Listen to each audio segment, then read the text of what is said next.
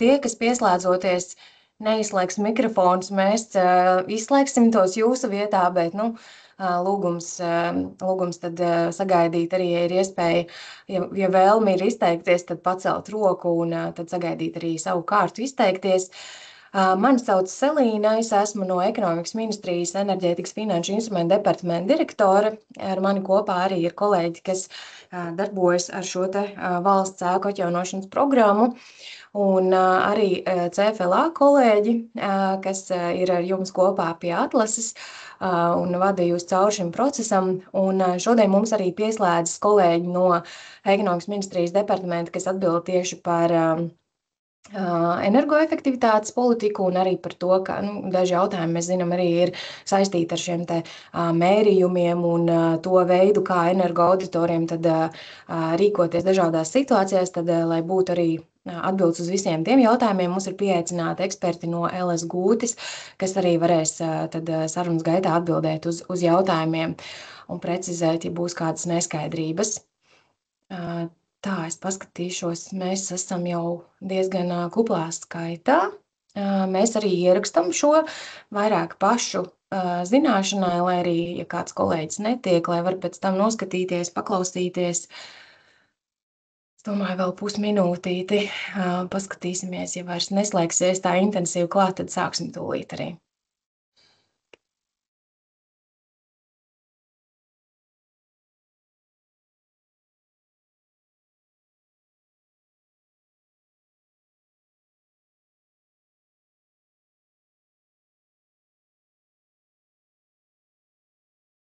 Tā, es domāju, ka mēs lēnām tad varam sākt šo sarunu.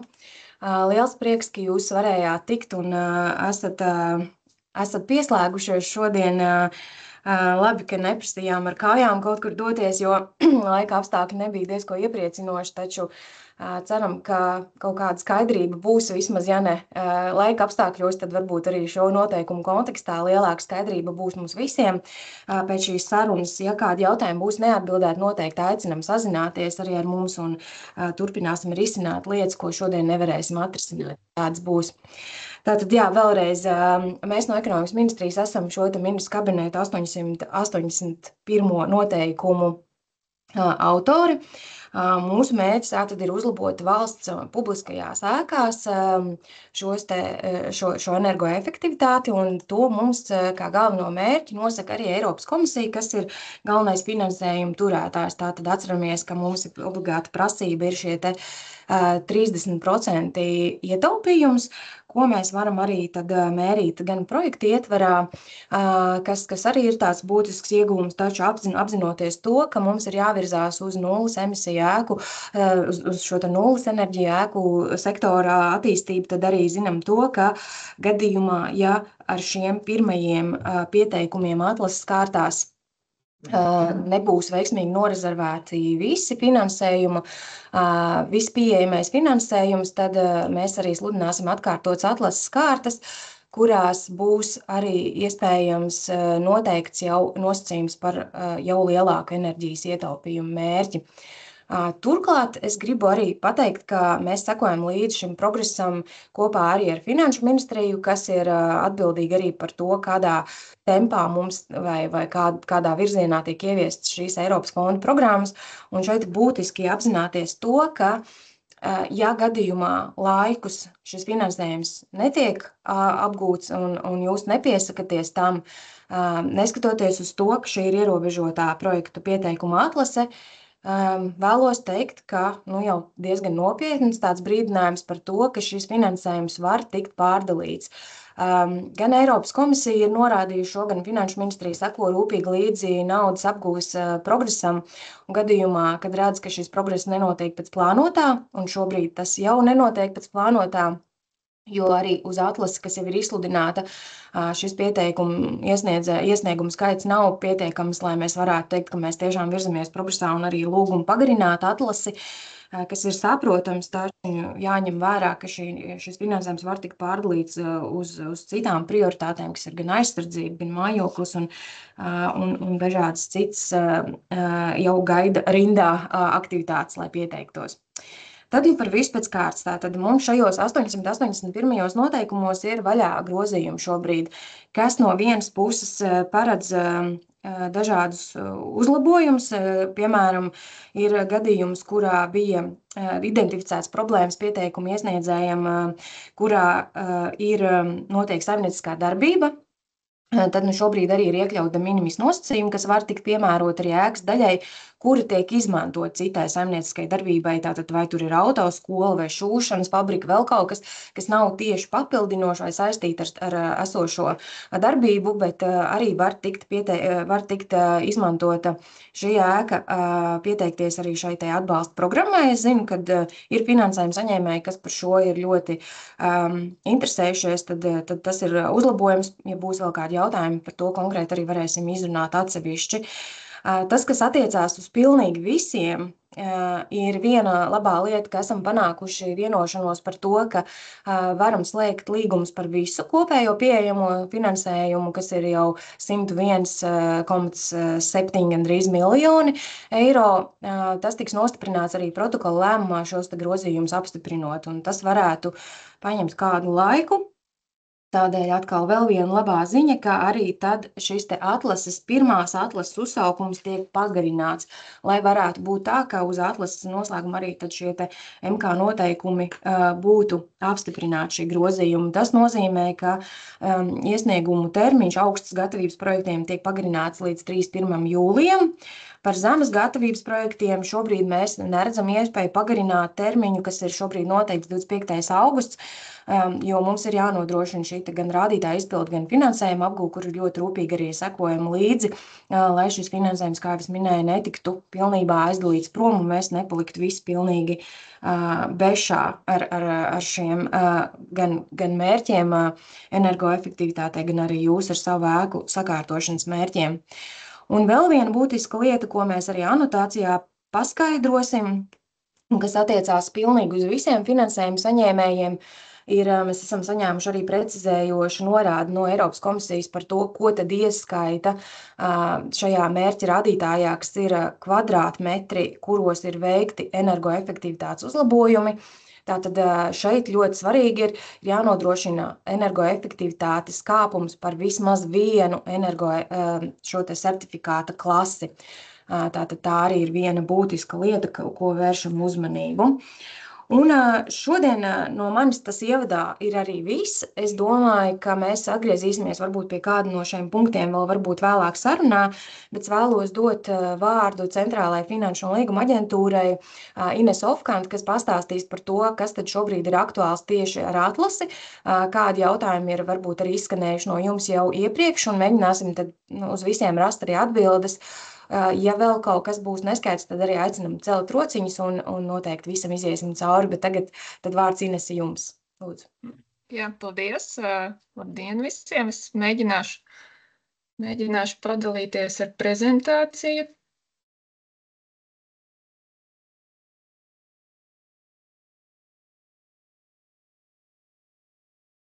Tā.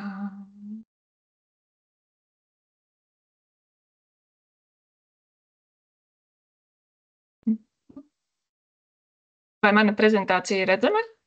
Jā, viss ir redzams. Jā, viss labi. Paldies.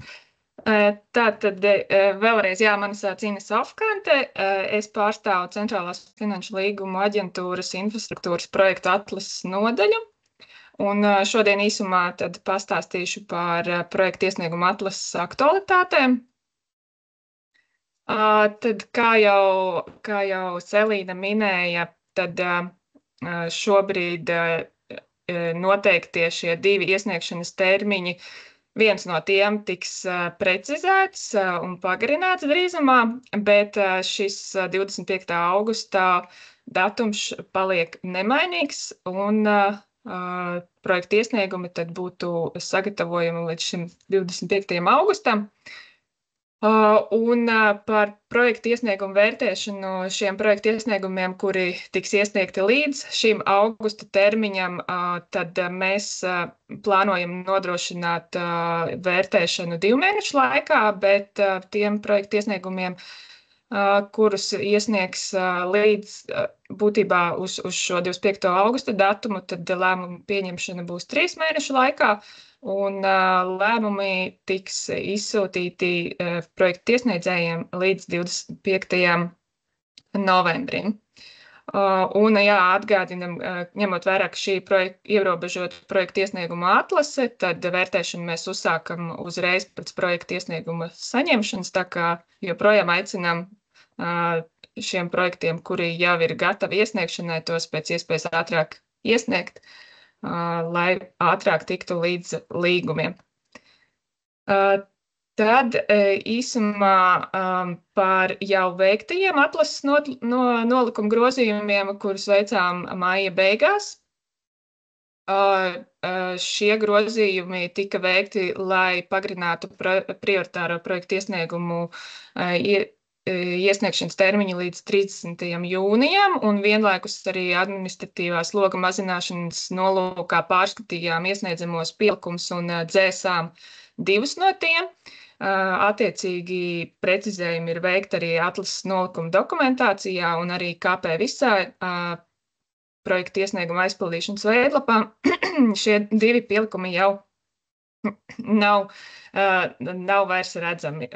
Un arī, kā jau Salīna minēja, tad ir šie plānotie MK noteikuma grozījumi skars vairākus nosacījumus un prasības, un tiklīdz tie stāsies spēkā, mēs veiksim atkārtots atlases nolikumu grozījumus, attiecīgi precizējot gan projekta iesniegumā norādāmo informāciju, gan arī iesniedzamos pielikumus.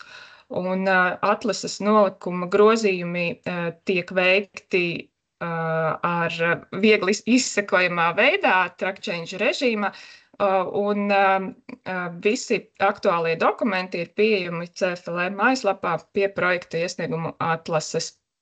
Un arī tiklīdz šie grozījumi atlases nolikumā tiks veikti, jums tiks nosūtīts arī e-pasts par veikto grozījumu saturu un tā iemesliem.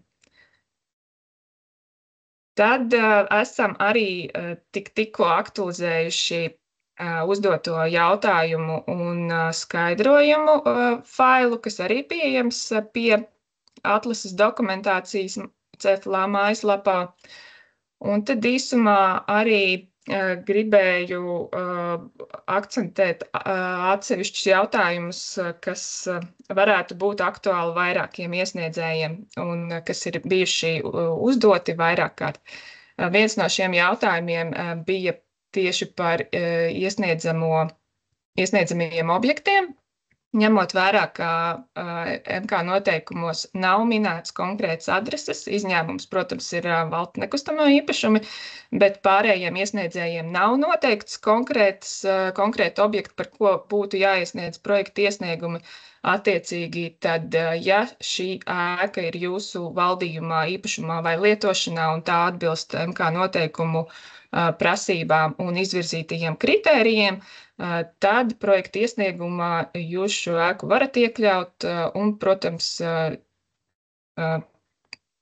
nav viņai jābūt Būvniecības valsts kontroles biroja obligāti šajā sarakstā. Arī par vienā projekta iesniegumā iesniedzamo ēku skaitu ir vairāk kārt bijuši jautājumi. Un tad vēlreiz skaidrojam, ka viens projekta iesniegums ir par ēku vai ēku grupu, kas atrodas vienā adresē, vai arī, ja šīs ēkas ir funkcionāli saistītas, vai arī ir vienas iestādes vairākas filiāles, tad tās var apvienot vienā projekta iesniegumā un jābūt tad nodrošinātai, kad normatīvajos aktos publiski pieejam vai arī projekta iesniegumā norādiet šo sasaisti, ja runa ir par filiālēm. Tad vēl ļoti bieži tika jautāts par atbalsta piešķiršanas nosacījumiem attiecībā uz papildu pakalpojumu, papildinošas saimnieciskas darbības un saimnieciskas darbības veikšanu ēkās. Tad atgādinām, ka kafejnīcas vai šāda veidā būtībā papildu pakalpojumu veikšana ir pieļaujama ēkā, ja to izmanto ēkas darbinieki vai iemītnieki, bet attiecībā uz šīm saimnieciskajām darbībām šie nosacījumi tad mainīsies, veicot pasākumu MK noteikumu grozījumus. Šobrīd publicētajā jautājuma atbilžu failā sniegtās atbildes ir balstoties uz spēkā esošo MK noteikuma redakciju, bet pēc noteikumu grozījumu stāšanās spēkā mēs pārskatīsim, lai būtībā jums būtu pieejama aktuālā informācija un neradītu liekas pārpratumus. Vēl bija jautājumi par netiešo izmaksu aprēķinu. Šobrīd spēkā esošajos noteikumos šīm izmaksām noteikta ir vienotā likme 7% no kopējām attiecināmajām izmaksām, bet ar MK noteikumu grozījumiem šis tiks precizēts un šī 7% likme tiks aprēķināta no tiešajām izmaksām. Un jāpiemina, ka šobrīd KP Viscā arī funkcionalitātes dēļ, ņemot vērā, ka vēl nav šie grozījumi, bet jau KP Visā šī automātiskā formula ir piemērota tā, kad šie 7% tiek rēķināti tikai no tiešajām atbilstoši plānotajiem grozījumiem. Un tad vēl ļoti bieži bija jautājumi tieši par ēkas energosertifikācijas dokumentācijas sagatavošanu, īpaši saistībā ar šīm ēkām, kurām nav faktiskā enerģijas resursu uzskaite.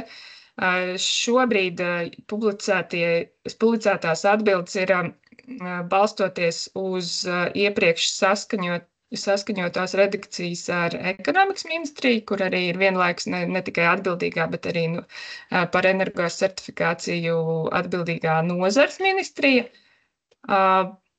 Tad šobrīd tā pieeja par to, ja ēkai nav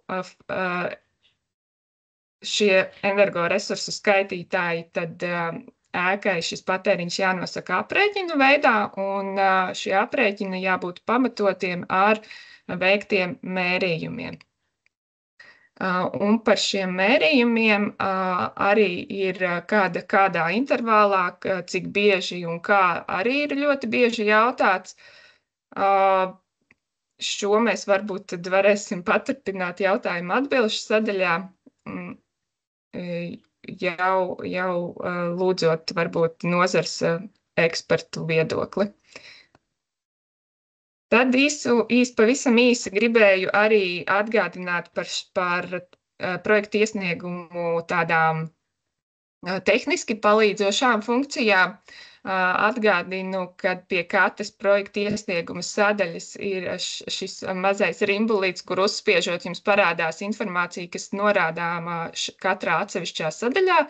Šī informācija dublē atlases nolikuma pirmajā pielikumā norādīto informāciju par projekta iesnieguma aizpildīšanas metodiku. Tad arī atgādinu, ka labajā augšējā stūrī ir iespējams sekot līdzi laika kontrolei, kurā norādītas atlikušās dienas līdz projekta iesnieguma iesniegšanai. Šeit gan šis termiņš atskaitās līdz augusta gala norādītajam termiņam. Tad atgādinu, ka arī ir tāda neliela ikoniņa pieejama ar printerīti, caur kuru var nodrošināt drukas versiju projekta iesniegumam. Tādējādi jūs varat saglabāt sev pilnu projekta iesniegumu Word failā.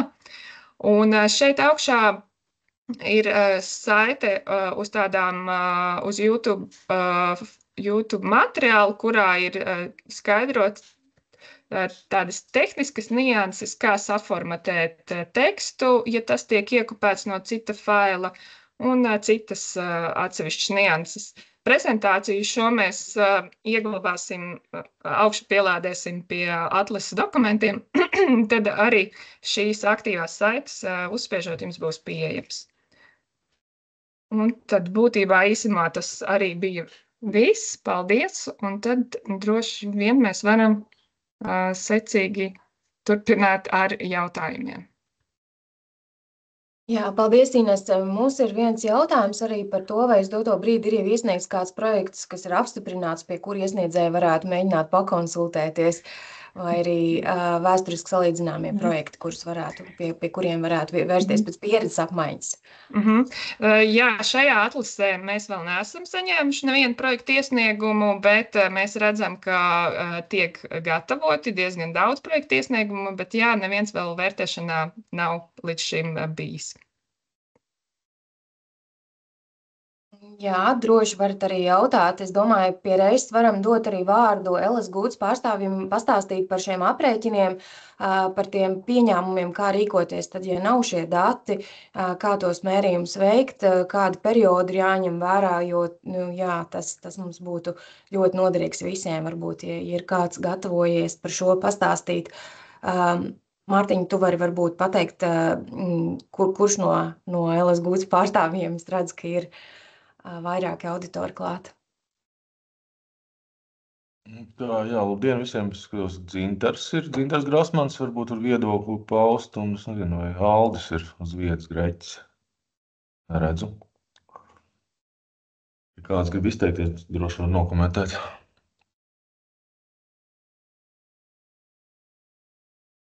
Es jau varu mēģināt, Dzintars Grasmanis, bet es esmu viņa pārstāvis šobrīd, un man tur īstenībā saistībā ar tiem noteikumiem, man tur liekas kaut kas nav pareizi vispār. Jā, kad dati saskaņā ar standartiem, piemēram, tāpa temperatūras var noteikt pēc lietotāja deklarācijas, aptaujājot lietotājus, tas ir viens, un otrs īstermiņa mērījumiem var noteikt jaudas vai patēriņu profilus, nevis objektīvu energos sniegumu ēkā. Tāds man komentārs. Es pieņemu, ka tur varētu būt strīdi šajos jautājumos. Manuprāt, tur ir kaut kādas noteikuma nepilnības šajā punktā. Dzintar, jūs runājat par kuriem noteikumiem? Par 808? 222. Tur ir pateikts, ka var, ja nav datu, tad viņus var mērīt. Kaut gan standartos ir pateikts, ka tur ir gan no periodam jābūt uzticamam, tātad jābūt tur vairākām akmešu sezonām un jābūt regulāriem mērījumiem, kas parasti ir, ja, un šis punkts, kas ir MK noteikumos 222, ir diezgan nesaprotams man kā auditoram. Es standartos neatradu viņam atbildi. Varbūt ir citi viedokļi. Standartos ir atbildes uz to, kā noteikt jaudas, patēriņa profilus. Ja mums ir kaut vai stundu mērījumi, mēs varam daudz ko izdarīt un secināt par lietotājiem, par profiliem, tieši grafikiem un tā tālāk, ja, bet objektīvu apkuras rādījumus, apkuras sniegumu es nezinu, kā var iegūt. Vismaz es tādas atbildes neatradu standartos.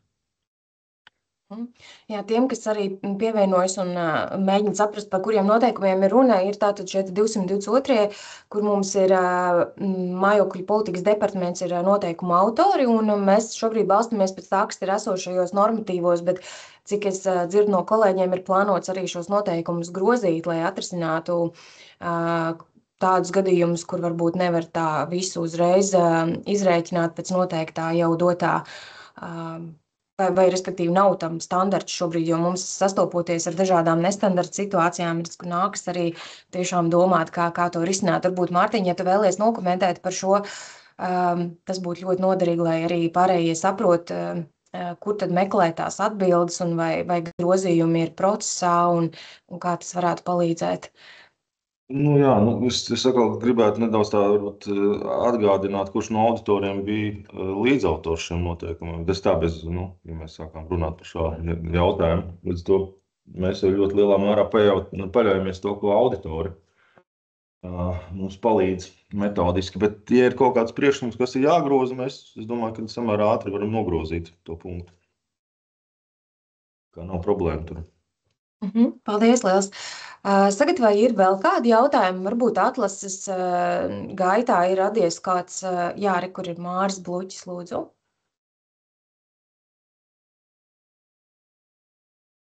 Mēs jūs nedzirdam.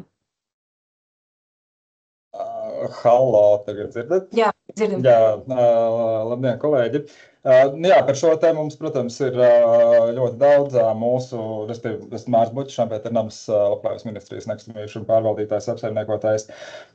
Mums projekta iesniedzēji ir Labklājības ministrijas padotībā esošas iestādes, un šis te jautājums vēsturiski tās ir sociālās aprūpes centra ēkas, kuras ir vairākas ēkas vienā adresē, un mēs tātad siltināšanas projektā, piemēram, tikai daļa no šīm ēkām tiek siltinātas. Savukārt enerģijas patēriņu uzskaita ir visi kopēji. Mums tas ir ļoti būtisks jautājums, bet no šīs te divu kungu savstarpējās sarunas absolūti neko nesapratu, pie kāda risinājuma, kura mums vērsties, jo arī jāsaka tā, energoauditoriem, kuri sagatavo šos certifikātus, viņiem arī tie viedokļi katram ir savs, ja, un mums varbūt tās ir tā iespēja salīdzināt kāds viedoklis ar dažādiem mūsu projektu iesniedzējiem, kuri ir pasūtījuši šo te certifikātu precizēšanu vai jaunu izstrādāšanu, un tur arī tas viedoklis dalās. Bija cerība, ka mēs sanākšanā pie kaut kādas lielākas skaidrības nonākt, bet pagaidām man tā kā galīgi neizskatās, ir kaut kādi savstarpēji viens otrs, nezinu, jā, kā mēs varam nonākt pie kaut kāda konkrēta saprašanas, kādā veidā šos certifikātus izstrādāt, šos mērījumus veikt, lai CFLA būtu apmierināti. Es saprotu, ka mūsu atsevišķi kolēģi ir nosūtījuši, teiksim, kaut kādas paraugus, kā mēs esam tā kā paredzējuši, kā šo varētu veikt, bet mums iekšēji nav pārliecība, vai tas būs atbilstoši visiem normatīviem regulējumiem, vai CFLA puse tā kā to ņems pretī. Un šis ir tas, pie kā dotajā mirklī, principā, visi mūsu projektu iesniedzēji ir apstājušies. Labi, mums nav neviens augstas gatavības projekts, līdz ar to mums ir tas 25. augusts, bet ir skaidrs, saprotams, ka mēs nevēlamies līdz tam augustam to novilkt. Mēs gribam pēc iespējas ātrāk šos projektu iesniegumus iesniegt, lai tās darbības iet uz priekšu. Es to redzu dotajā mirklī kā būtiskāko problēmu, kur mēs, principā, visas iestādes ir tā kā iesprūdušas. Mums ir savstarpēji iekšēji diskutējot, ir principā divi tā kā redzējumi, kādā veidā to varētu darīt, bet mēs labprāt gribētu gūt kaut kādu atbalstu un skaidrību šim konkrētajā jautājumā. Paldies! Jā, Mārtiņ, tad tu droši atbildi. Izmantojot iespēju, tad izstāstīšu, kāda ir sistēma, un nelolosim liekas ilūzijas, ka ministrija kaut ko mums te izskaidros par standartiem. Mēs nelasām standartus, mēs nestrādājam standartiem, mēs neesam izdevēji. Nav ko mums to prasīt. Latvijā ir LS Gūtas, autoritīva organizācija, kas pārstāv energosertifikātu neatkarīgos ekspertus. Visi jautājumi jāuzdod LS Gūtas ir iesniedzējiem. Viņiem ir eksperti, viņiem jāspēj vienoties par vienotu skatījumu standartiem, un tā tas ir jādara. Un CFLA, es uzskatu, nav kompetents un nav tiesība apstrīdēt LS Gūtas viedokli. Ļoti vienkārši. Un ja apstrīd, tad šādam auditoram vienkārši certifikāts jānoņem nost. Punkts.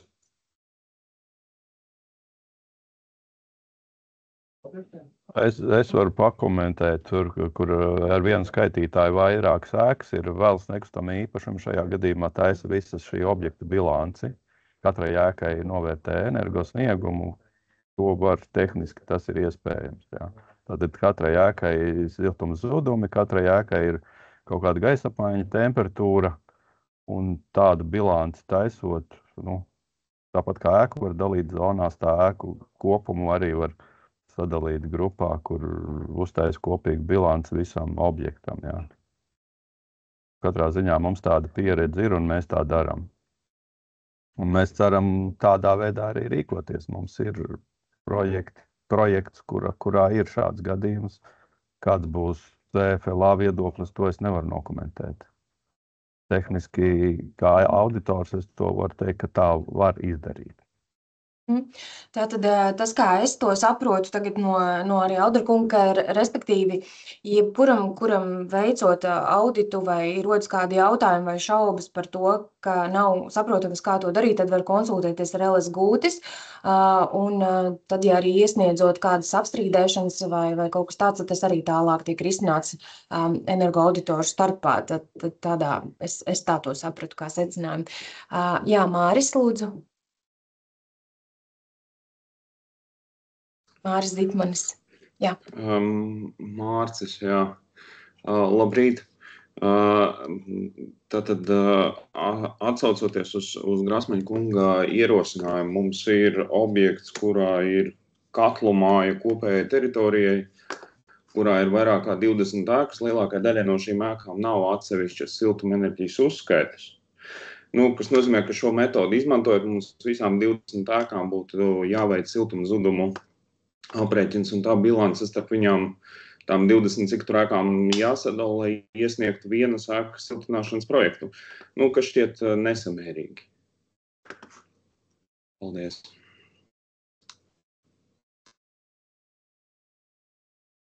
Jā, varbūt kāds var mēģināt atbildēt Mārcim vai pastāstīt par konkrēto situāciju. Vai arī mēs varam mēģināt vienkārši tad kaut kādā veidā apkopot tās lietas joprojām, kas vēl ir neskaidrs, un tad mēģināt rast risinājumu, jo es pieņemu, ka līdzīgi kā ar juristiem, arī auditoriem, gan jau katram būs savs redzējums. Vai ir varbūt vēl kāds jautājums?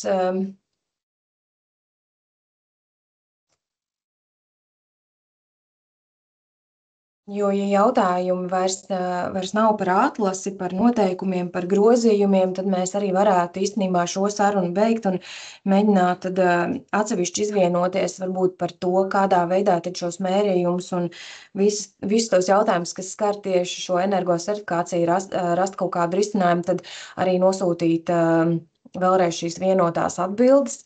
Mēģināsim varbūt ar CFLA kopā kaut kā izdomāt, kas varētu būt šajā brīdī palīdzoši, jo ne mūsu departaments, kas ir tieši finanšu instrumenti, ne arī CFLA, kas ar jums darbojas tieši atlasēs, mēs arī neesam šīs kompetentās iestādes par certifikātiem, tāpēc varbūt būtu jāizmanto iespēja, kā noskaidrot to viedokli arī no LS Gūtis par atsevišķām situācijām, un tad mēģināsim viņas kaut kā aprakstīt, varbūt, ka noder arī citiem, tur, kur ir tie neskaidrību gadījumi.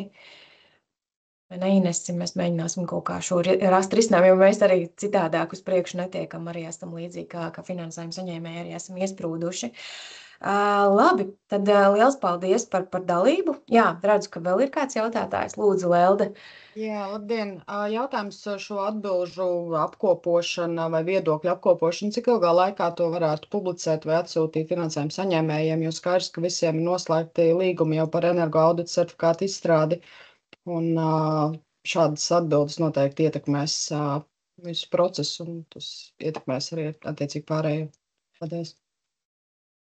Jā, paldies. Man arī grūti pateikt tos termiņus, te es gribētu jautāt, vai mēs tad varbūt varētu sarunāt Mārtiņu un LS Gūtis kādu sapulci varbūt kopā iekšēju ar CFLA, ar politikas departamentu un ar LS Gūtis un varbūt vismaz tos 3 lielākos blokus noklāt. Es nezinu, vai līdz Jāņiem mums tas izdotos, bet būtu ļoti jauki. Jo tā atbilde, kas mums bija jau tagad rakstiski fiksēta, ko Ines rādīja, mums ir šobrīd, ja kāds viņu tur, teiksim, apstrīd, tad mēs to varētu izdarīt nedēļas laikā, varbūt apkopot. Kā jums tas izklausās? Jā? Mēs mēģināsim pēc iespējas ātrāk.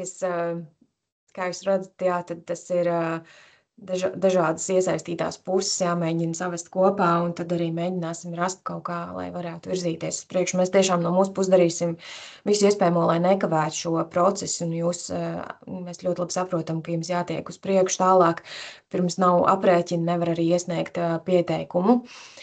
Labi, es tad domāju, ka mēs šobrīd sakam liekam tādu komatu par šo situāciju un sakam paldies liels vēlreiz par dalību.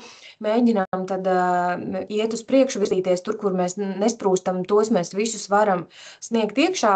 Es saprotu, ka situācijas tikai tajos brīžos, kur tiešām trūkst šie patēriņa dati vai kur ir kaut kādas nobīdes no tā, kas ir standartos aprakstīts, tikai tur ir tie gadījumi, kad ir variācijas un izpratnes jautājumi. Pārējos mēs varam iet uz priekšu, tā kā droši mēģinu paskubināt vēlreiz. Man negribās to teikt, bet es tiešām zinu to, cik ļoti skrupulos tagad skatās arī līdz šai progresā finansējumu tātad apguvēji. Un, ja vienā brīdī, teiksim, arī kaut kur jau būs tas vidusposms pie ceturkšņas noslēguma, kad vasara beigsies, tiks atkal veikta tā inventarizācija, saprašana, būs jāsacina, ka respektīvi nav atkal tik, cik vajadzīgs iesniegt šis pieteikumu skaits plānotais, tad arī var tikt runāts par kādiem pārdales risinājumiem tālāk. Tā kā ļoti negribētos, lai nākas šo finansējumu pārdalīt kaut kur citur. Tāpēc, esam tad proaktīvi rakstat, mums arī noteikti vēstules, ja ir tās vēstules rakstiski noformēts, mēs arī vieglāk varam konstatēt problēmu un operatīvi viņu risināt. Es zinu, ka viena vēstule mums šobrīd ir no valsts nekustamiem īpašumiem arī, kas gaida atbildi, to mēs šodienas laikā mēģināsim arī atbildēt. Tā kā, liels paldies tad pagaidām. Un veiksmi, jauku dienu jums visiem. Paldies, Islamu! Paldies!